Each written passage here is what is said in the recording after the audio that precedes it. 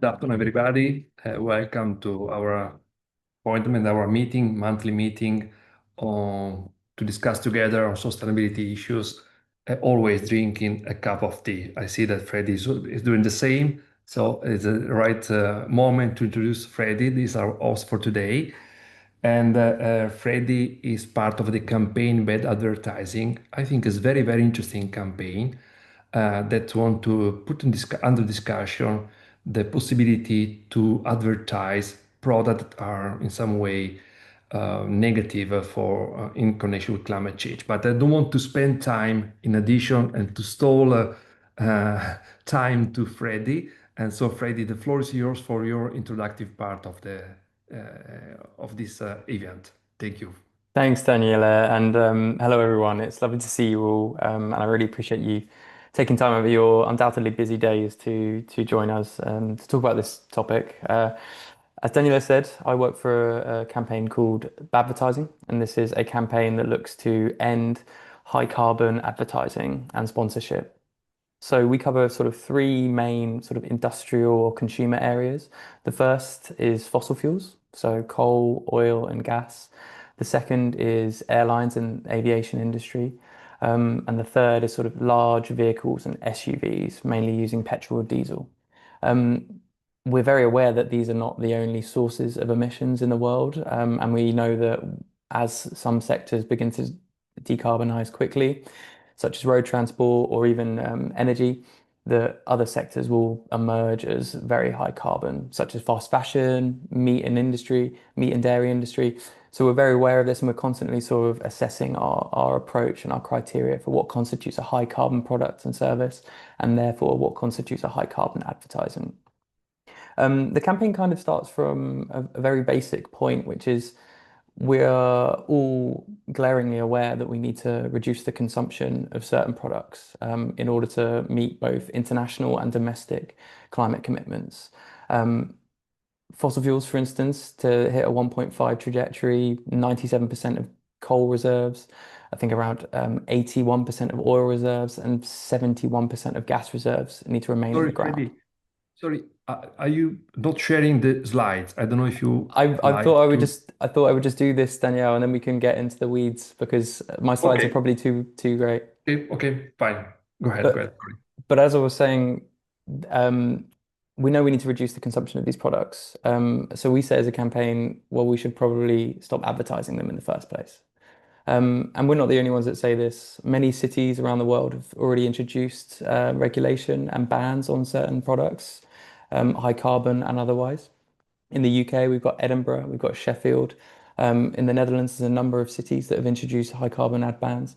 And I believe there is talk of the city of Florence introducing a motion to restrict the advertising of high carbon products.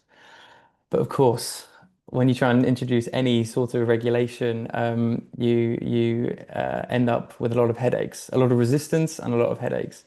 And the first, which I'm hoping we can talk about a little bit today, is how you define what is a high carbon good or service, right? You can define it in terms of the sort of consumption impact of buying that product. Or you can look at it from an industrial perspective, such as, the oil and gas industry is a major emitter. Um, Another big product we have is, or big problem we have with introducing these legislation and regulations is trying to convince policymakers, but also individuals and citizens that advertising actually works. I think we all like to kind of believe that we're immune to these messages that we're bombarded with on a daily basis.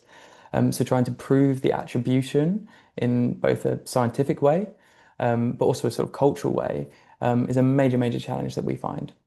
And the other big one is sort of protection, providing protection for the cities, the states, and the organizations that introduce these bans, because a lot of them face legal challenges.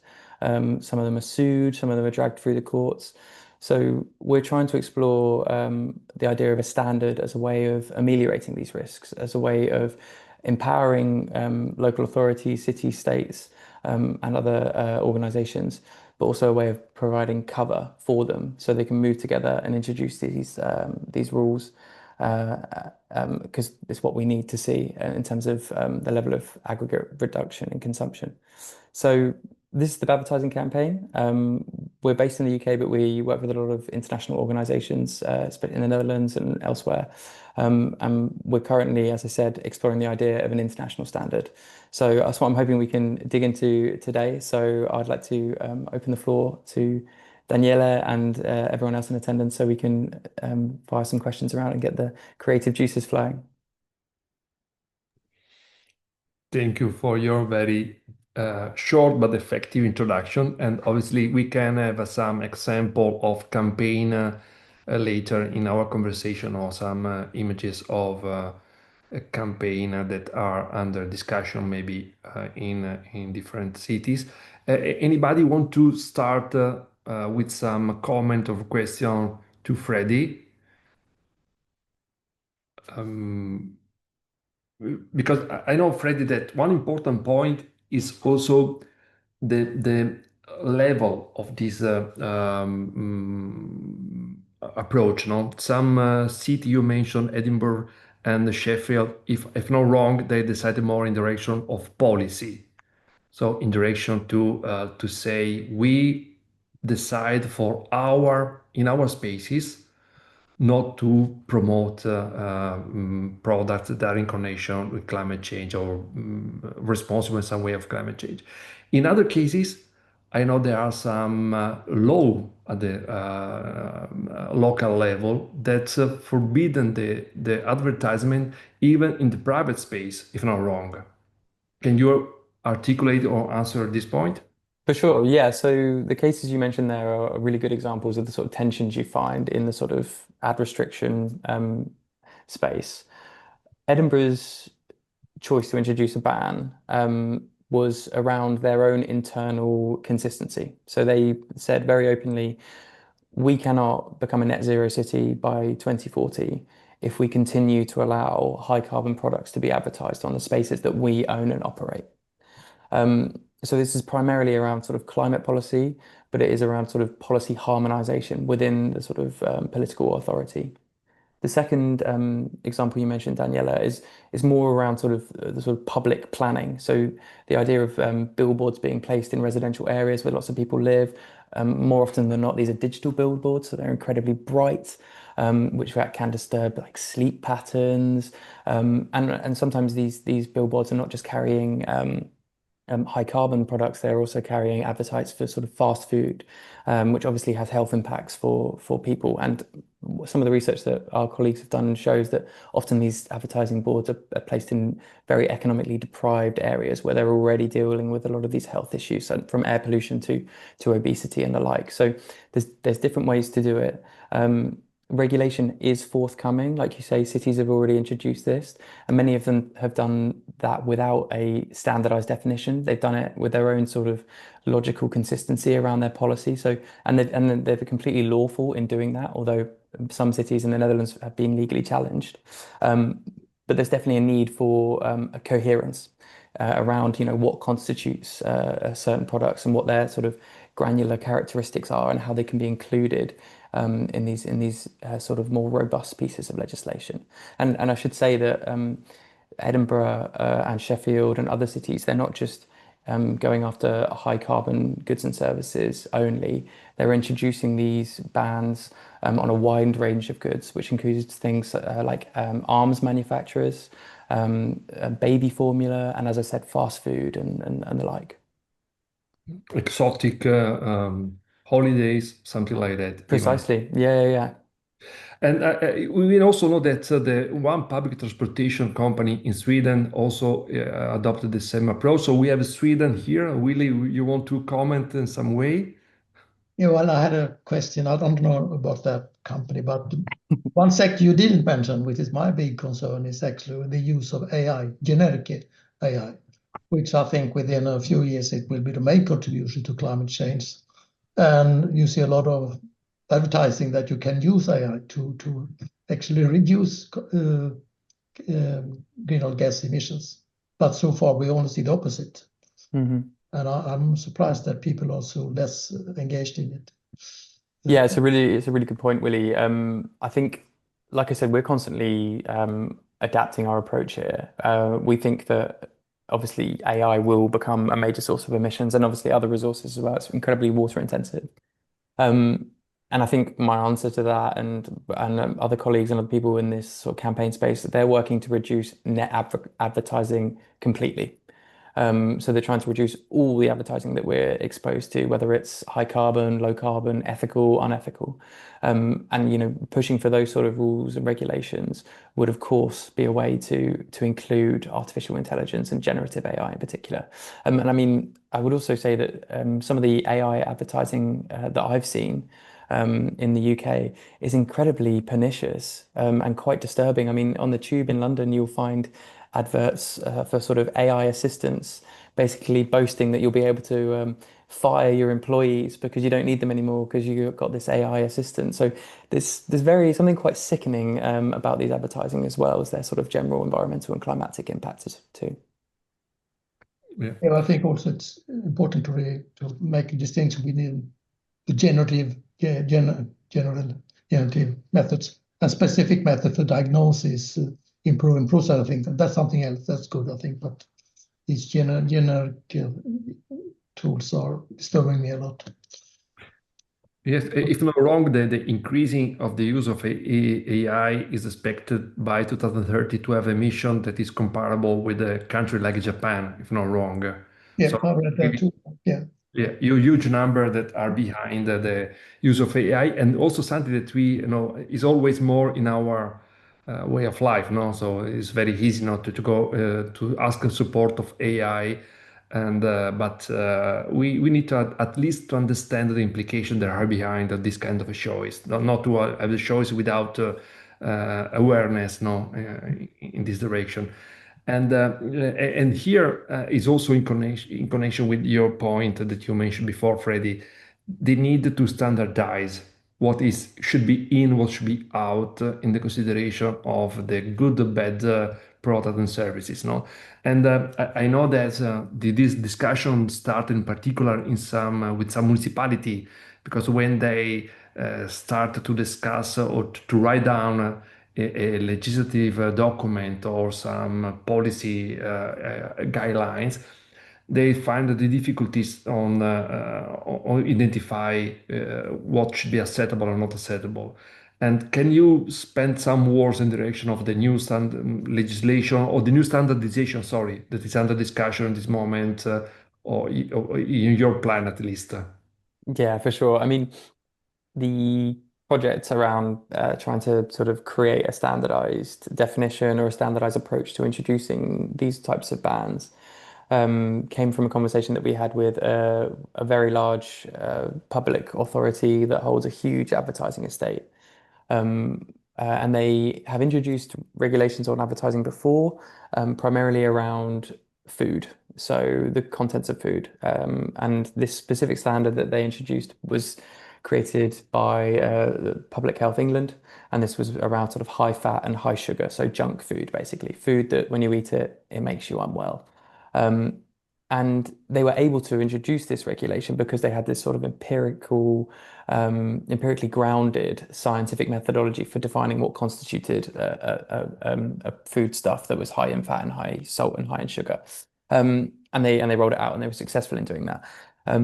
When we were having a conversation with them to do something similar with high carbon goods and services, we were met with the same sort of demand. We want a standardized methodology, a way of calculating what constitutes a high carbon good or service, so then we can set our advertising parameters accordingly.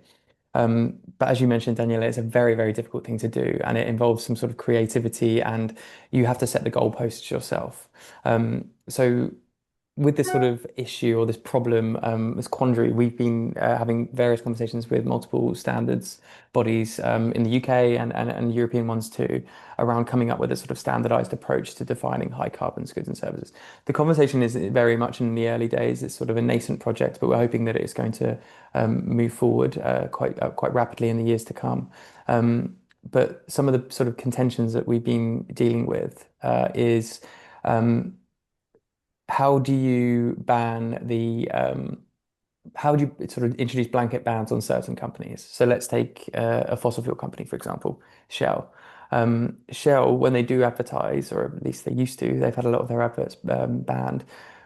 They used to focus solely on the sort of green elements of their business. Often these advertisements were misleading, so they would say like, "Oh, you can drive carbon neutral, we'll offset your emissions," or they would just use a picture of a wind farm or a solar farm with their logo next to it. They sort of associate themselves with green, renewable, low carbon technologies, which we know are a very, very small fraction of their total sort of energy portfolio. As campaigners that are interested in sort of banning these companies' access or their ability to sort of influence us and improve their reputations, we would want to make sure that none of their adverts can get through a regulatory ban.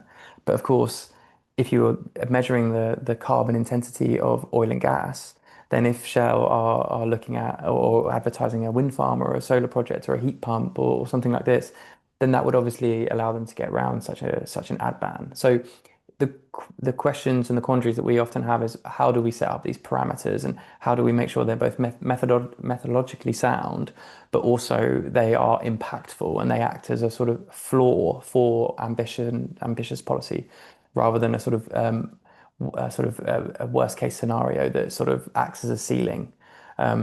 So yeah, Daniela, we've obviously had conversations with you about this issue and the sort of idea of going down the standards route as well. So yeah, I'm sure I'll be able to share more on it in the coming weeks and months.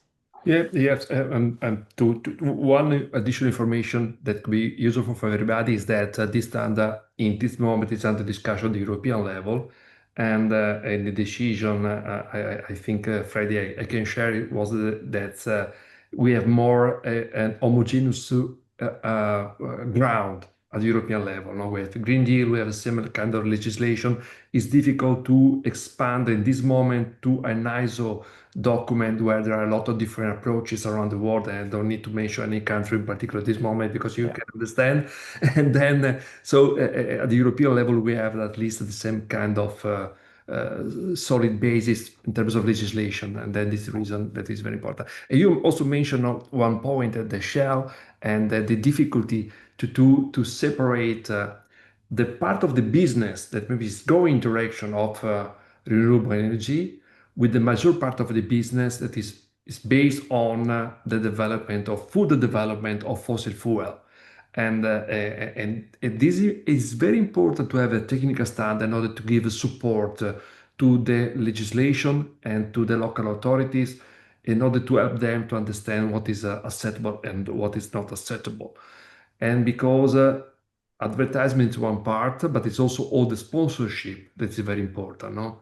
All the oil company are spending billions or a lot of millions at least for sure to support sport event, cultural event, and ethic event, always with the idea to combine the logo of the oil company with some positive event. No, Freddie?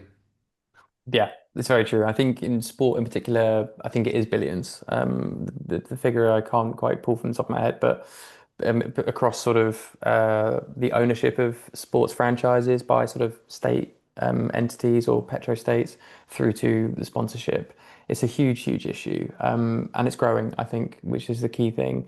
The cultural sector, I think there's been a lot of highly effective campaigning there in the UK and across Europe, trying to push these fossil fuel interests, but other high carbon interests out of museums and art galleries. But of course, they are looking to sort of extend their social license through other means, and sport is a incredibly attractive venue to do that. I think in the UK where I'm speaking to you from, football is the sort of cultural language. I'm sure it's the same in Italy too, and everywhere you look in football. Is covered in sort of fossil fuel monies and high carbon entities. Often these are state-owned airlines, for example, big Premier League sponsors.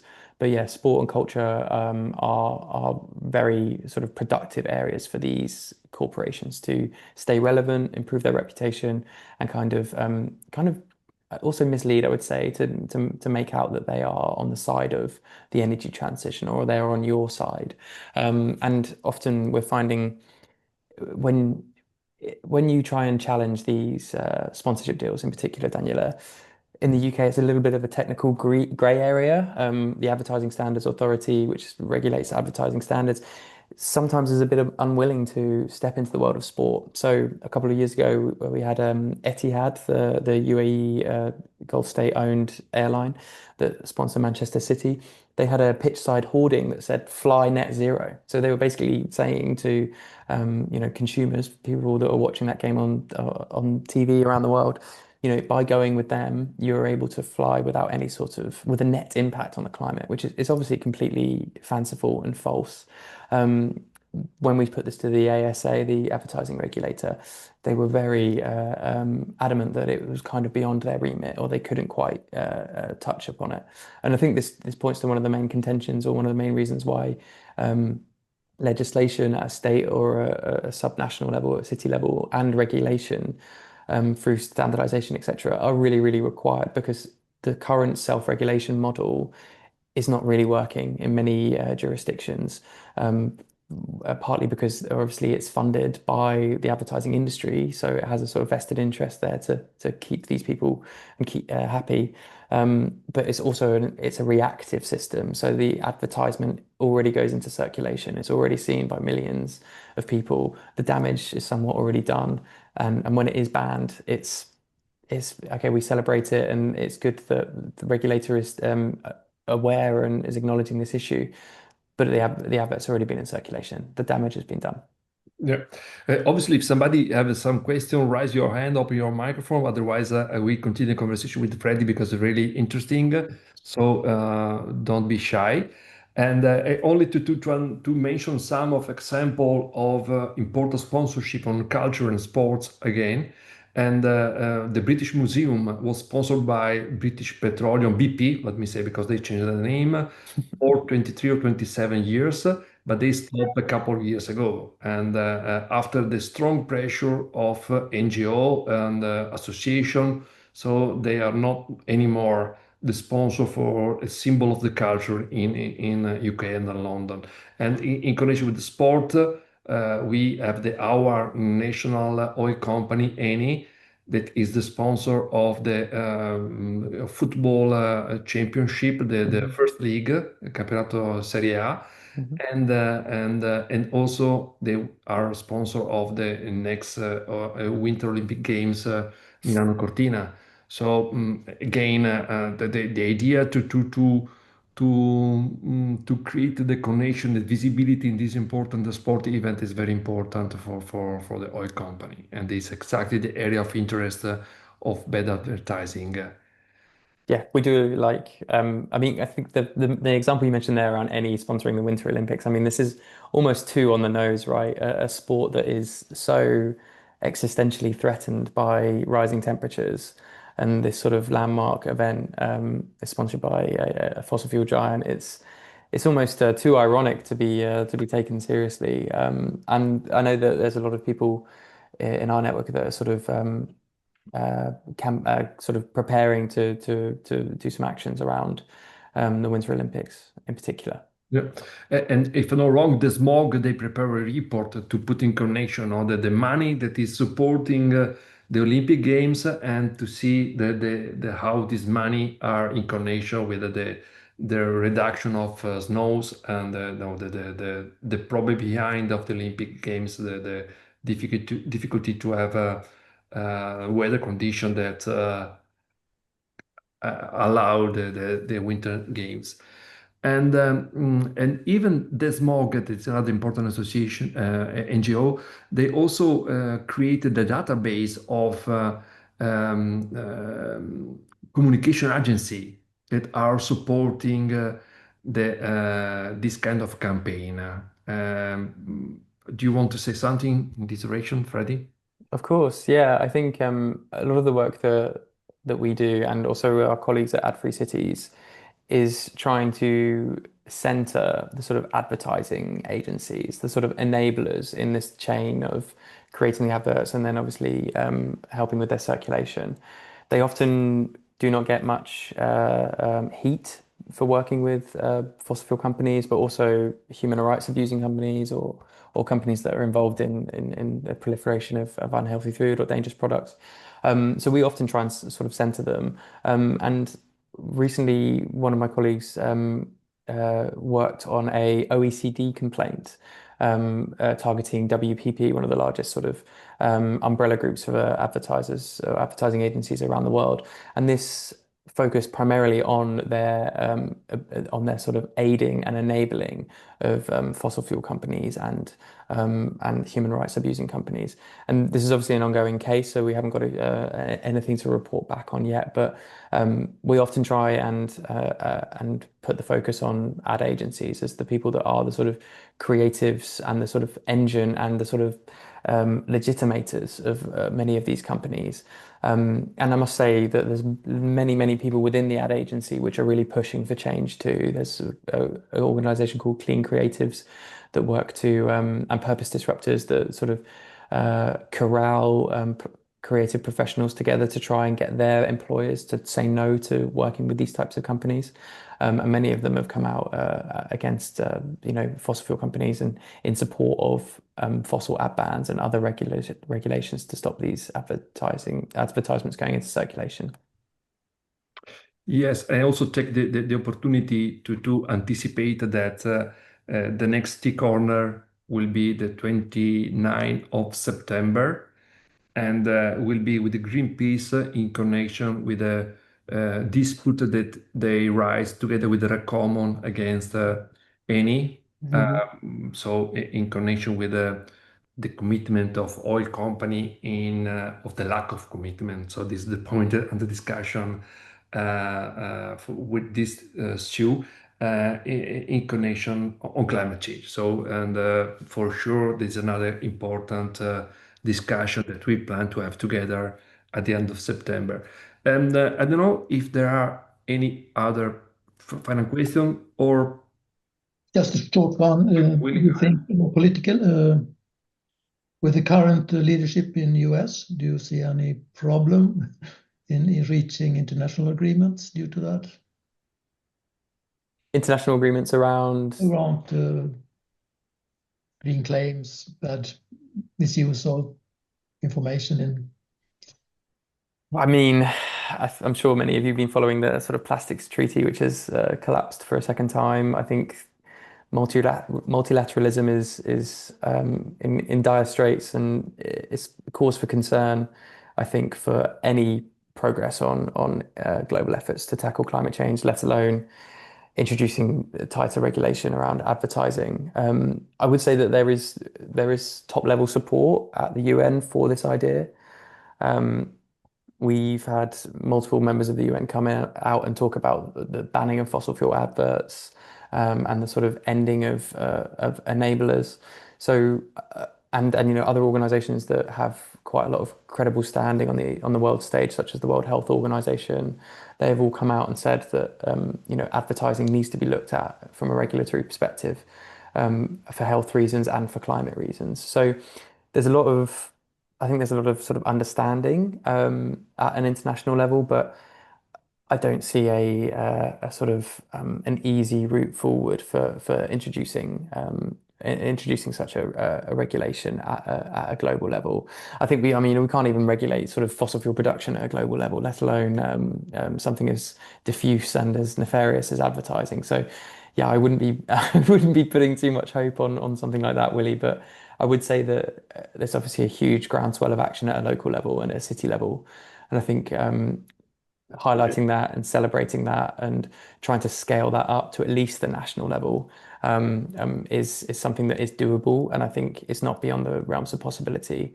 Like I said, where I am in the UK, a few weeks ago, we had a parliamentary debate in Westminster Hall around banning fossil fuel adverts and sponsorship. This was off the back of a petition launched by a beloved ecologist, Chris Packham, who does lots of nature shows on television here. A lovely man, and he launched this petition. It got over the threshold of 100,000 signatures, and it was debated in Parliament. It was a first. This has never ever happened before. And we were really surprised by the number of MPs, members of parliaments that came along and said very positive things about about the idea and about the need for further regulation. So I think if you look hard enough, there are glimmers of hope that a sort of political route could open up, but at an international level, I would actually say there's other priorities. Yeah.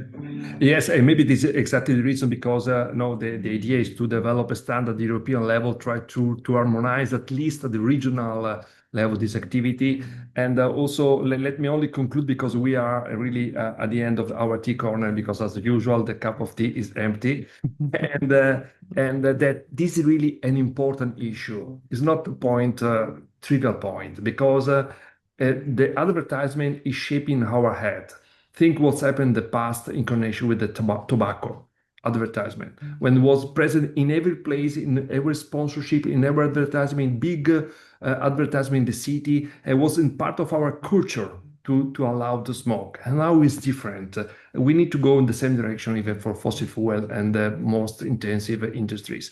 And only like to remind that the next seminar that is more extensive discussion will be on the CSRD, the Corporate Social Responsibility Directive, and also we have the link on Freddy in the chat, and even the link what is happening in Florence, because there is the first initiative in Italy, and we hope that there will be some positive issue, and maybe we have Andreas Barbato here.